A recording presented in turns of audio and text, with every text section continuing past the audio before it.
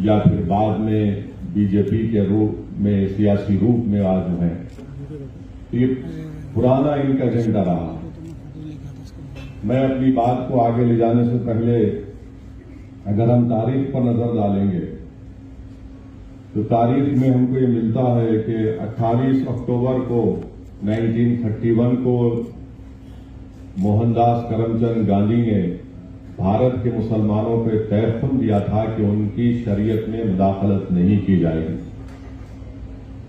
कांग्रेस ने अक्टूबर 1937 में यही बात कही। नेहरू ने अप्रैल 6, 1937 को यही बात कही। फिर 1966 17 मई को लोकसभा में जो उस वक्त के लॉ मिनिस्टर थे जनाब जीएस पाठक साहब ने यह कहा, मैं अंग्रेजी में पढ़ के तर्जुमा करूंगा, कि personal laws are mixed up with religion and that we can not coerce people to accept our views about the religion and customs.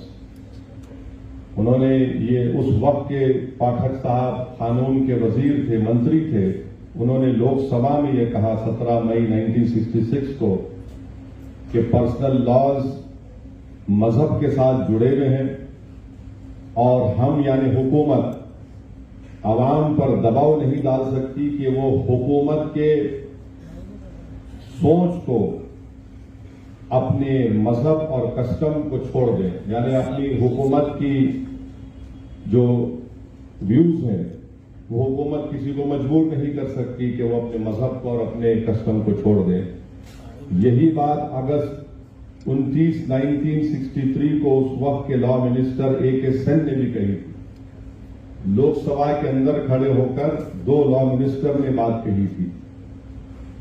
अब यहां पर बार बार यह कहा जाता है कि जैसा कि अभी यहां पर जिक्र किया गया, मुफ्ती साहब ने कहा कि हमारे वजीर आजम ने कहा कि कैसे एक घर में दो कानून रह सकते हैं।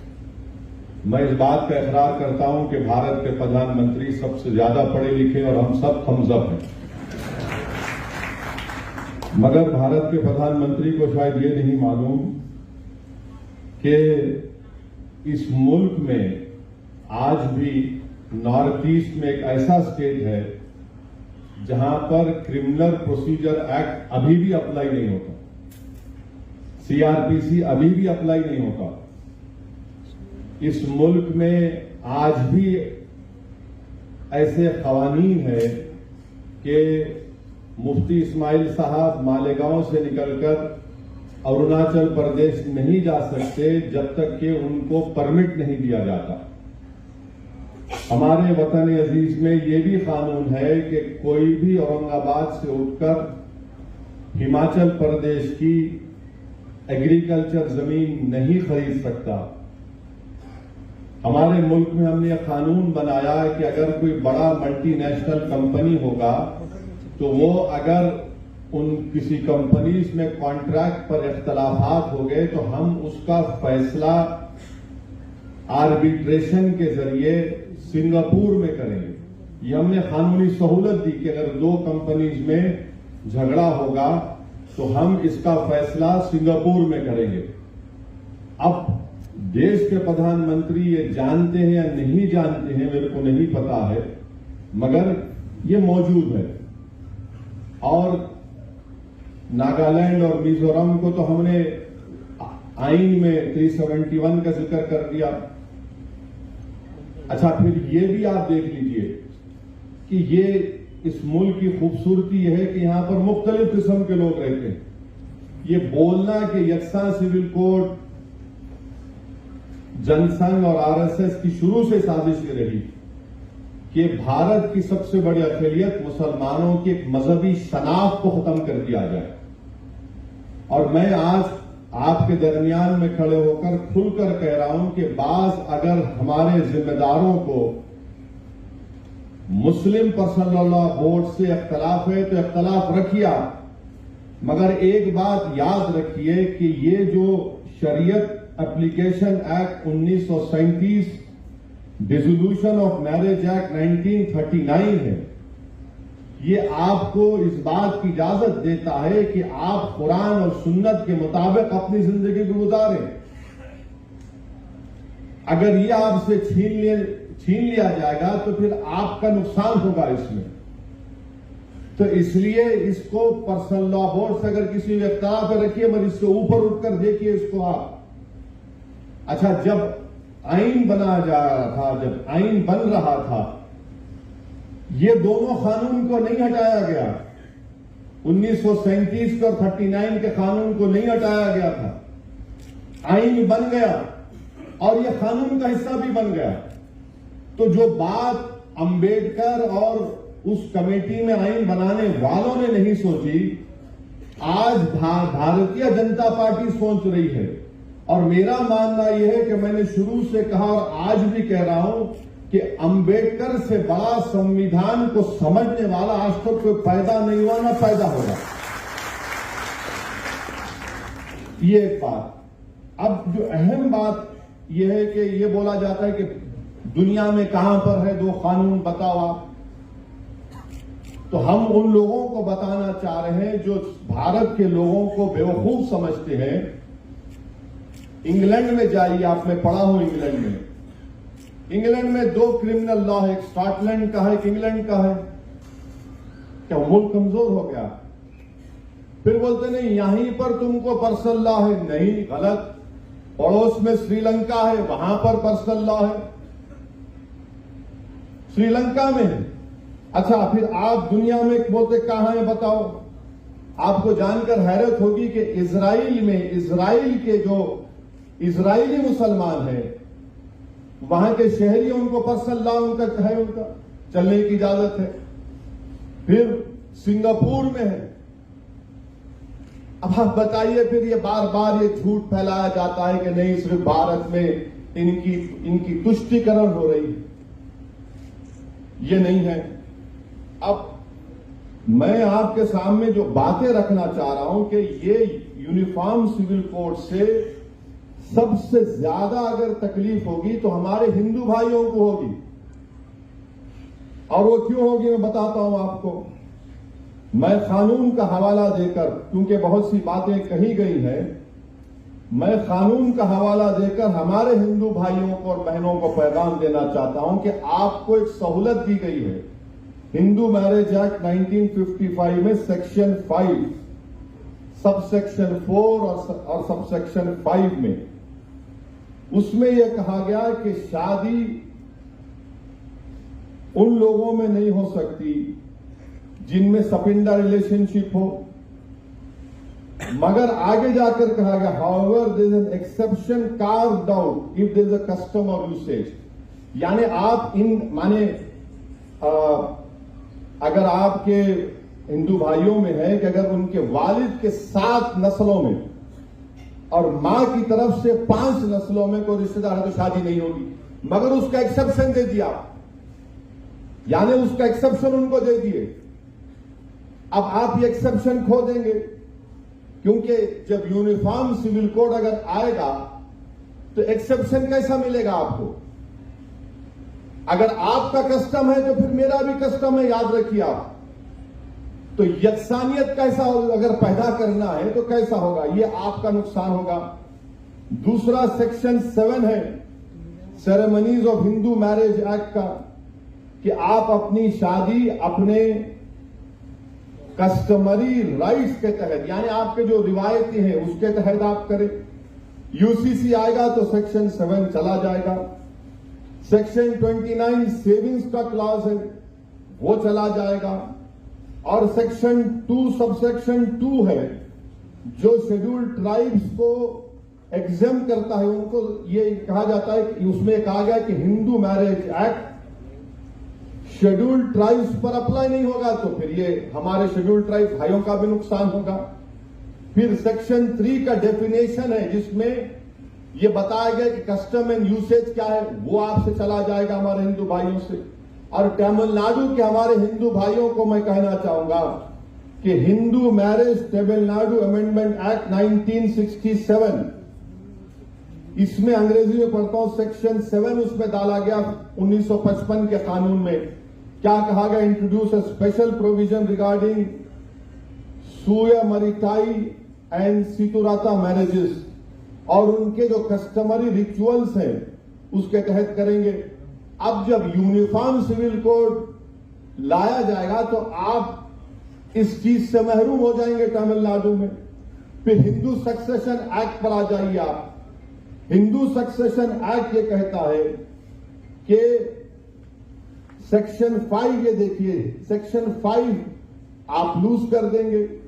माने अगर किसी को एक स्टेट है, किसी को एक को दे दिया एक आदमी को, और इसका मिसाल दे रहा हूं, बीजेपी के जो शाही खानदान के लोग अभी बीजेपी मध्य प्रदेश में हैं, भाई और उनके मरहूम भाई और बहनों में आज भी कानूनी केस चल रहा है।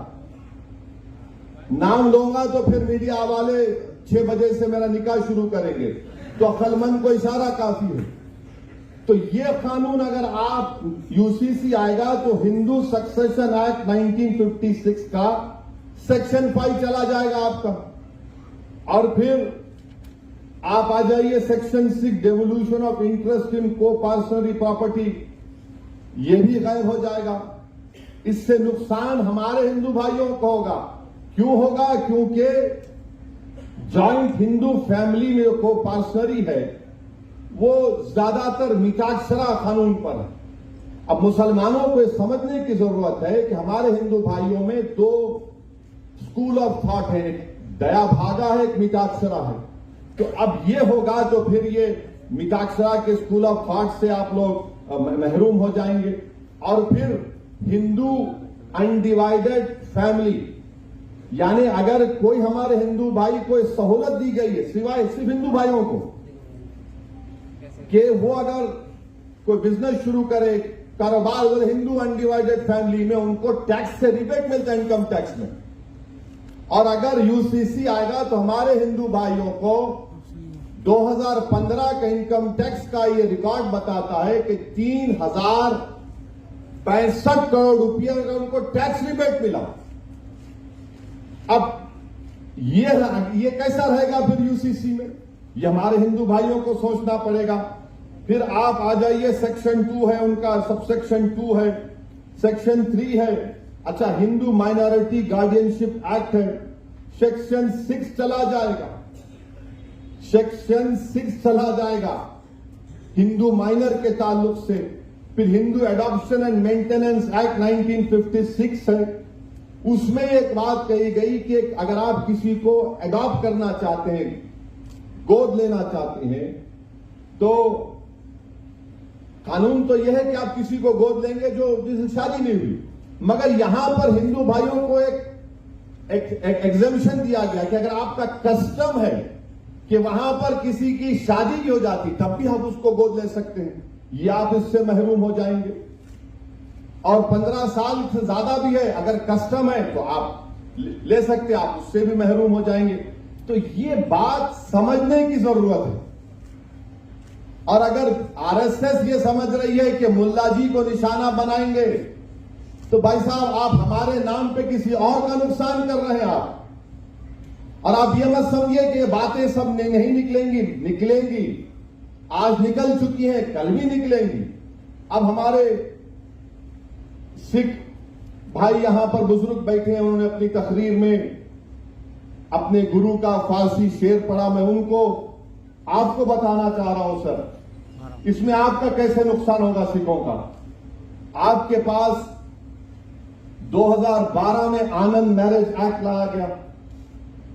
आनंद कराज, आपको सहूलतें दी गई सिखों की तहजीब और आपकी आइडेंटिटी को बरकरार रखने के लिए। अगर यूसीसी आएगा तो आनंद कराज चला जाएगा सर। आप समझिए इस बात को। मैं तो शुक्रगुजार हूं शिरोमणि गुरुद्वारा प्रबंधक कमेटी का कि उन्हें साफ और वाज़ेह अल्फाज में कह दिया कि हम यूसीसी को कबूल नहीं करेंगे। ये आनंद कराज जो हमारे सिखों का एक मजहबी हिस्सा है, आप उससे महरूम हो जाएंगे। अच्छा, हमारे ईसाई आज बिशप साहब बैठे हैं, मैं आप you will agree with what I am saying कि हमारे सिखों में, हमारे ईसाई भाइयों में कई डिनोमिनेशन है। बैप्टिस्ट है, रोमन कैथोलिक हैं, और इनके लिए क्या करेंगे फिर आप? इनके लिए कैसा करेंगे? यूसीसी आएगा तो ये सब के सब अपनी अपनी तहजीब को, अपने अपने मजहबी रसूमात से इनको महरूम कर देंगे। अच्छा, कैथोलिक चर्च में, correct me sir if I am wrong, Catholic church makes a distinction between civil and ecclesial law. It makes a difference. While the law of the land always takes precedence over ecclesial law in legal areas, the sacramentality of marriage is key to the church and the ecclesial law. For instance, the appropriate age to marry for men and women. ये हमारे ईसाई भाइयों को भी तकलीफ होगी इससे, ये ऐसा नहीं है कि ये करने वाले हैं। अच्छा, फिर आप दूसरा देख लीजिए। अब आप और एक बात सुनिए, मेघालय में एक अलग तरीका है जायदाद देने का। नॉर्थ ईस्ट में बास कबायली ऐसे हैं, आदिवासी ऐसे हैं कि छोटी बेटी को बाप की जायदाद मिलती। अब इनका तो घर में कोई है ही नहीं, इनको मतलब ही नहीं, कर दो। फिर अब आप ये देखिए कि हमारे मराठी कम्युनिटीज में, मराठास है, कुंभीज है, मालीज है, महार्स है, यहां पर भाई की बेटी की शादी बहन के बेटे से होती है। आप निकाल देंगे क्या इसको? बोलो आप। अच्छा, फिर ये क्रॉस कजन शादियां होती गोंड में और हमारे आदिवासी में जो फिल्स है नॉर्थ और सेंट्रल इंडिया में। अच्छा, फिर आप देखिए कि झारखंड में छोटा नागपुर टेनेंसी एक्ट है जो जमीन की जो हुकूक है आदिवासियों की, उसकी हिफाजत करता है। अमित शाह तो बोल रहे हैं कि नॉर्थ ईस्ट के जितने आदिवासी हैं, ट्राइब्स हैं, उनको मुस्तस्ना रखेंगे, मगर झारखंड के आदिवासियों का क्या होगा? कानून है जमीन का, छोटा नागपुर टेनेंसी एक्ट 1908 का। फिर एक और कानून है provisions of panchayat extension to schedule areas act 1966, जो सेल्फ गवर्नेंस देता है और ये कहता है कि तुम पंचायत में सेल्फ गवर्नेंस करो और तुम्हारे जो रिवायती ग्राम सभा है, यानी फिर रिवायती, यानी इनका कल्चर आगे, उससे आप महरूम हो जाएंगे। तीसरी बात यह कि झारखंड में संताल परगानेस टेनेंसी एक्ट है 1949, जो झारखंड के संताली कबायलियों की जमीन की हिफाजत करता, आप उससे महरूम हो जाएंगे। आपको समझना है कि नरेंद्र मोदी कहां से आ रहे हैं। दिखा तो रहे कि मुसलमान को सबक सिखाएंगे, मगर नुकसान देश का होने वाला है। नुकसान देश की प्लुरलिज्म को होगा, इज्तिमाइयत को होगा। जो काम हमारे बुजुर्गों ने नहीं किया, आप करने जा रहे हैं। तो इसीलिए यकसा सिविल कोड भारत के लिए ठीक नहीं। और फिर हमारे बाज मुसलमान हैं, जमहूरियत है, आपको राय रखने का अख्तियार है, मुझे भी राय रखने का अख्तियार है। और जो लोग आज नरेंद्र मोदी के इशारों पर कठपुतली बनकर नाच रहे हैं, मैं तुमको सरकारी मुसलमान को कहता हूं। अच्छा, बात को खड़े होकर बोलते क्या बोल रहे हैं लोग, कहां है कुरान सुन्नत में? तो इन लोगों के लिए उलेमा काफी है जवाब देने के लिए। एक शायर ने बड़ा अच्छा कहा इनके बारे में, इन गुलामों का यह मसलक है कि नाकिस है किताब। इन गुलामों का यह मसलक है कि नाकिस है किताब, कि सिखाती नहीं मोमिन को गुलामी की तारीफ। ये वो लोग हैं। और किसी शायर ने एक जगह पर अच्छा कहा, खुद बदलते नहीं कुरान को बदल देते हैं, हुए किस दर्जे के फकीयान हरम बेतौफीक। ये वो लोग हैं। अब आप देखेंगे दिल्ली में एक फंक्शन होने जा रहा है, ये रंग बिरंगी कपड़े पहन के पूरे पहुंचने वाले हैं। रंग बिरंगी कपड़े, एक एक रंग का एक एक रंग में जमे हुए हैं लोग, मगर इनका रंग, इनका दिल बीजेपी से मिला हुआ। वहां पहुंच के बोलेगा डरने की कोई बात ही नहीं है। मैं उन लोगों से भी बड़ी साफ तौर पर कहना चाह रहा हूं, याद रखो, शरीयत रास्ता है, तरीकत मंजिल है। शरीयत पर कोई कॉम्प्रोमाइज नहीं किया जा सकता। अगर कोई अब कह रहा है कि मैं सूफिज्म को, तरीकत को मानता हूं, तो फिर जुनैद बगदादी ने रहमतुल्लाह अलैह ने क्या कहा था? जुनैद बगदादी रहमतुल्लाह अलैह ने कहा था कि सूफी वो है जो दुनिया में मर गया और अल्लाह के लिए जिंदा है दुनिया में।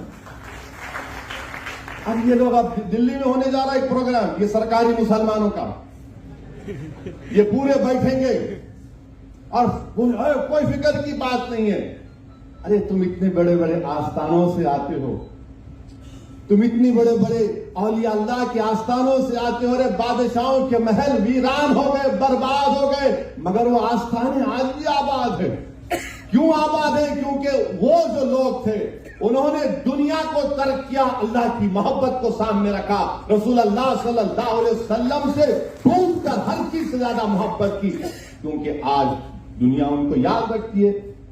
मगर आज दिल्ली में आप जाएंगे और आप बोलेंगे नहीं, कोई परेशानी की बात ही नहीं है, कुछ भी नहीं है। मेरे दोस्त, आपको अगर ये हुकूमत की खुशामद करना है, करिए, मगर एक लाइन डालिए, एक लाइन डालिए, उससे आगे मत जाइए आप। अच्छा, और एक बात मैं आपको बताकर, क्योंकि असर का वक्त होने वाला है। हाँ बिल्कुल, आप पंचवक्ता नमाजी नजर आ रहे, माशाअल्लाह, अच्छा, बहुत अच्छा, वेरी गुड। मेरे लिए दुआ करना भाई, गुनाहगार हूं। दुआ यह करना कि अल्लाह जबान में और तेजाबगी दे। अच्छा, ये अब मुसलमानों को निशाना बनाते, हर टीवी प्रोग्राम अब देखो यकसा सिविल कोड का होता, क्या दिखाते टीवी पे? बुरखे में जा रहे हैं बहन हमारी बेटी, अरे मुसलमान टोपी पहन के जा रहा, इनको ऐसा है, ये बड़े तकलीफ में है, इन पे जुल्म किया जा रहा है, जायदाद में हिस्सा नहीं दिया जा रहा है। मैं चैलेंज के साथ कह रहा हूं, दुनिया में अगर सबसे पहले किसी ने किसी महिला को जायदाद में हिस्सा दिया तो वो रसूल अल्लाह सल्लल्लाहु अलैहि वसल्लम इस्लाम है। इस्लाम ने कहा दो औरत को जायदाद में हिस्सा दो। नहीं, मगर आप टीवी पे दिखाते बड़ा जुल्म हो रहा। अरे ये बिल्किस बानो का जुल्म तुमको याद नहीं आया? बिल्किस बानो को तुम भूल गए? ये जो बच्चों को जो नासिक में गाड़ी से उतारकर मॉब लिंचिंग करके मार दिया गया, उनकी कमजोरी तकलीफ याद नहीं आई तुमको? जिन बच्चियों को हिजाब पहन के जा रहे हैं उनका हिजाब खींचा जाता है, वो तकलीफ याद नहीं आई आपको? अब ये बताना कि देखिए मुसलमान, अरे मेरे दोस्त, सच्चाई ये है। और फिर और एक बात कि मुसलमान बहुत शादियां करते, कहां है रिकॉर्ड? बताओ कितने शादियां हम करें, बताओ, निकाल के बताओ ना, कितने शादियां मुसलमान करे, कितने शादियां हमारे हिंदू भाई करे, कौन कौन से कितने करे, बताओ। अच्छा, जो करे उनके साथ उनकी जोरू नहीं रहती।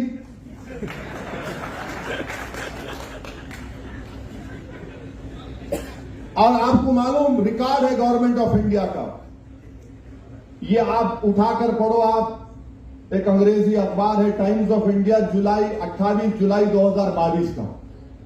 हजरत गूगल पर जाइए, बहुत लोगों को शौक है आजकल रिलीजन, दीन वहां से सीख रहे, उलमाओं के पैर के पास बैठ के नहीं सीख रहे, इसलिए मनचले निकल रहे।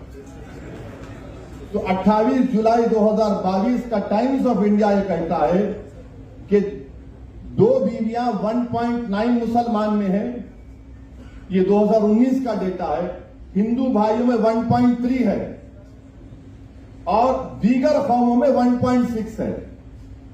यानी ये जो परेशानी 2 बीवी की है सिर्फ हमारी नहीं है, दूसरों के भी है। और हिंदू और मुसलमानों में 0.6 का फर्क है।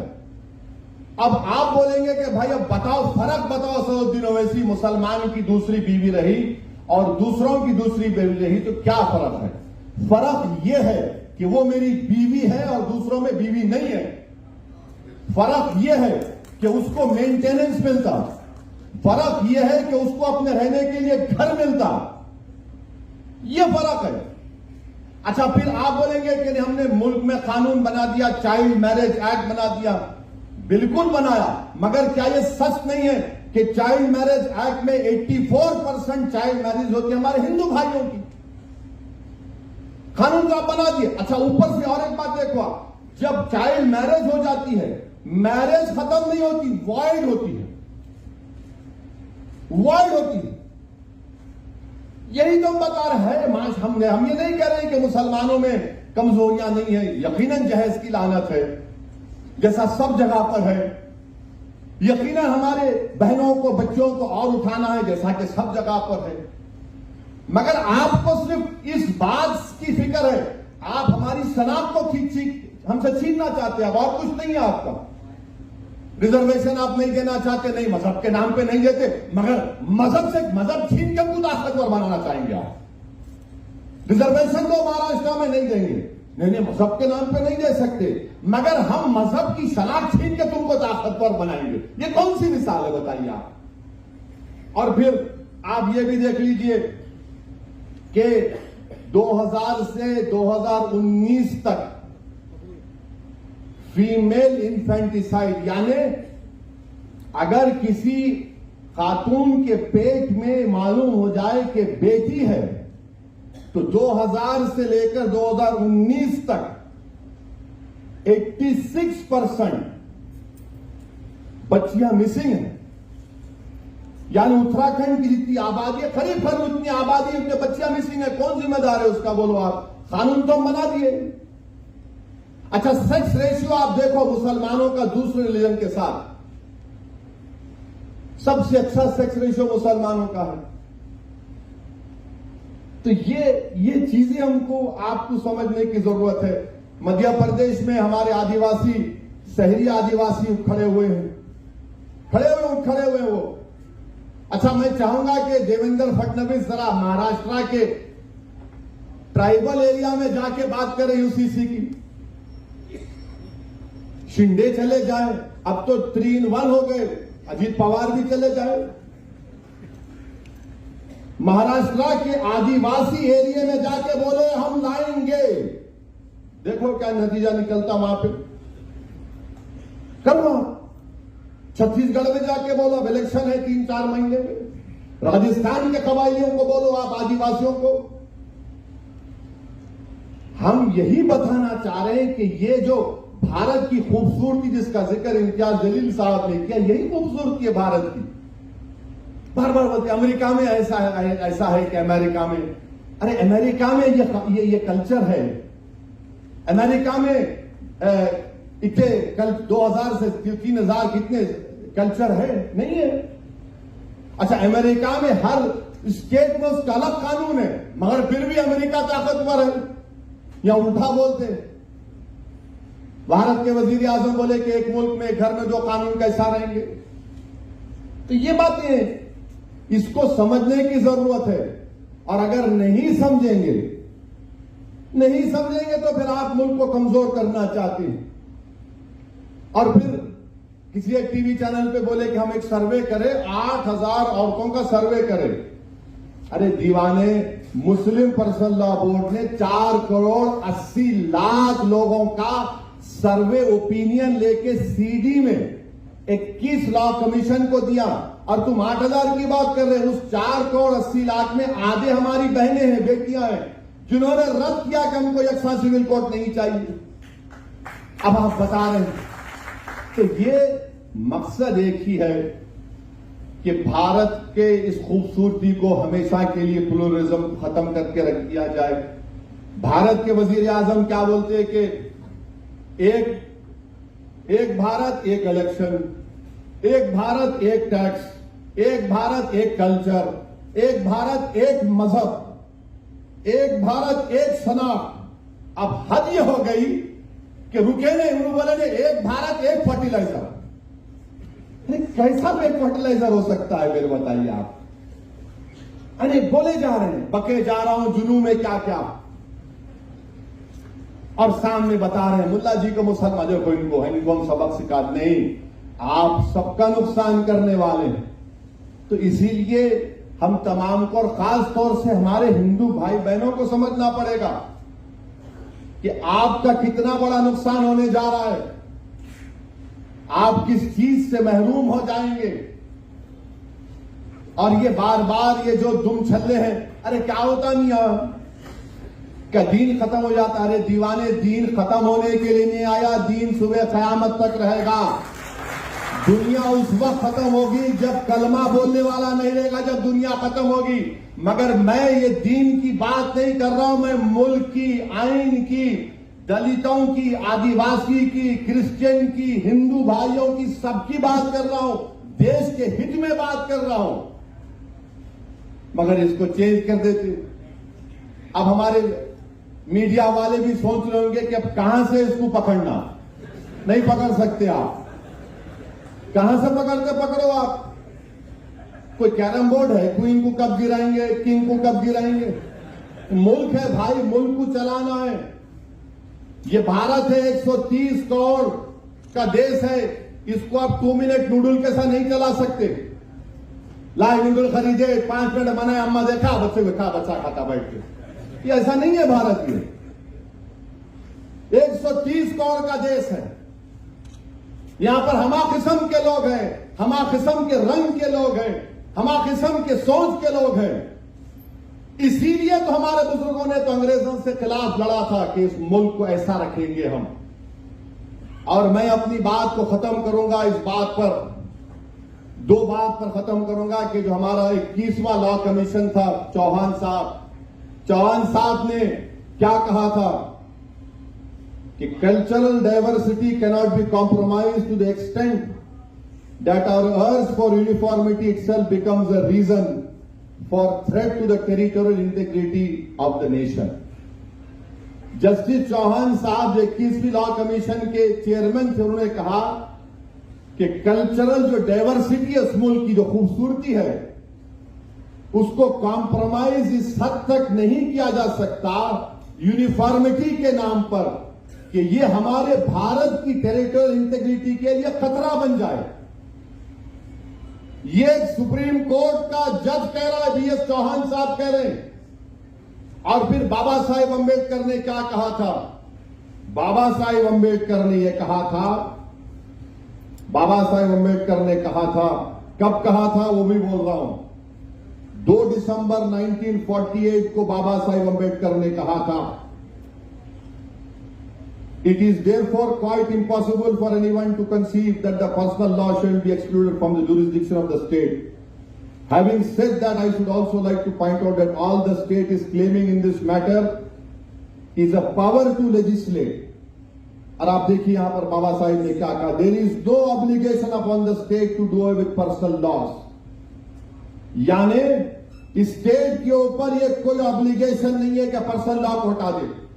फिर बाबा साहेब आगे कहते हैं कि it is only giving a power, therefore no one need be apprehensive of the fact that if the state has the power, the state will immediately proceed to execute or enforce that power in a manner that may be found to be objectionable by the Muslims or by Christians or by other community in India.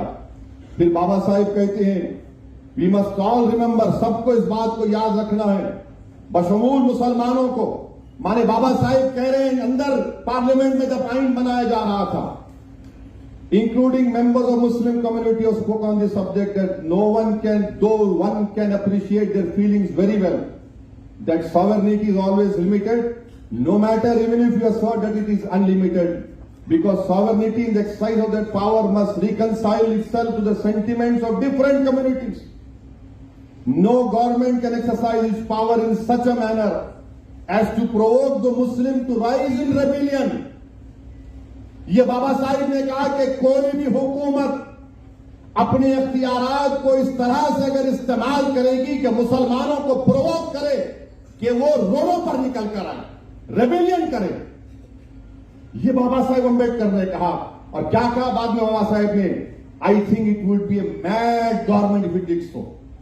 बाबा साहिब ने कहा अगर ऐसा कोई करेगा तो पागल हुकूमत है। ये बाबा साहेब अंबेडकर ने कहा था। But that is a matter which relates to the exercise of the power and not to the power itself. ये बाबा साहेब अंबेडकर ने कहा था। अब नरेंद्र मोदी जो बाबा साहेब अंबेडकर का नाम लेते लेते नहीं थकते, उनको पढ़ना चाहिए। ये आरएसएस वालों को जो झूठी मोहब्बत करते बाबा साहेब से, उनको पढ़ना चाहिए। और ये जो सेकुलर पार्टी है, चाहे वो कांग्रेस हो, राष्ट्रवादी हो, उनको मैं पूछना चाह रहा हूं, कांग्रेस पार्टी को, गांधी ने अक्टूबर 28 1931 को नहीं कहा था? क्या कांग्रेस ने अक्टूबर 1937 को नहीं कहा था? क्या नेहरू ने अप्रैल 6 1937 को नहीं कहा था? बोलो, फिर मुंह खोलो। और वो लोग जो मुझ पर, मुफ्ती इस्माइल पर, इम्तियाज जलील पर, डॉक्टर गफ्फार कादरी पर इल्जाम लगाते हैं, बी टीम, अरे कहां गए तुम लोग? आज गूंगे बन के बैठे हो। तुम शरीयत की हिफाजत के लिए तुम्हारी जबान को जुम्बिश नहीं देते। इलेक्शन आ जाएगा तो गुलामी करने के लिए तैयार हो जाते हो। अरे आज बोलो ना, कल क्या बोलोगे जब हिसाब किताब का मैदान होगा? आज बोलो, बोल के दिखाओ, जाओ बोलो अपनी पार्टियों को, मुंह खोलो, रोको इस चीज को। मगर इलेक्शन आएगा, नहीं नहीं नहीं, ये लोग वोट तोड़ते हैं। अरे हम भारत के लिए बात कर रहे हैं। हमको इस बात का संविधान आर्टिकल 25, आर्टिकल 44 से बड़ा है।